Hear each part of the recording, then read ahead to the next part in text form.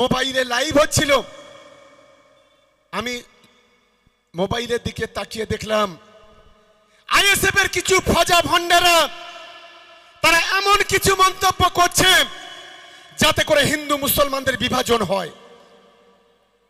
আমাকে তো টুপ্পিনি করে গালাগালি করে, শুধুমাত্র আমি শারদীয়া সার্বজনীন দুর্গা উৎসব এই উৎসবের অনুষ্ঠানে আছি বলে আজ কিছু ভাঙড়ের দাঙ্গাবাজ তারা আজকের বিভিন্ন গালাগালি দিয়েছে।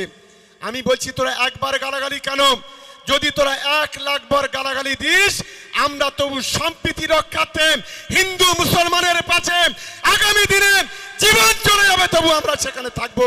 এটাই আমাদের দেশের কবি ঋষি পণ্ডিত বুদ্ধিজীবীরা তারাই শিখিয়েছে।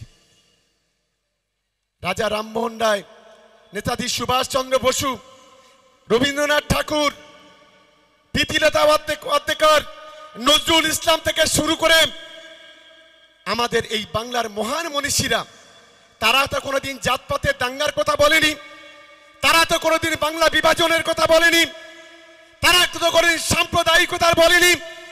আজকে 4 পয়সা চুনো চাঁদা যাদের দেখলে মানুষ ঘৃণা করে, যারা প্রতিদিন প্রতিনিয়ত হিন্দু মুসলমান করে, আজকে সেই কাপুরুষরা যখন বাংলার সম্প্রীতি রক্ষার জন্য মমতা বন্দ্যোপাধ্যায় চেষ্টা করে, যখন আমরা হিন্দু মুসলমান ভ্রাতৃত্ব নিয়ে কথা বলি তখন তারা এখানে দাঙ্গা বাঁধানোর চেষ্টা করে।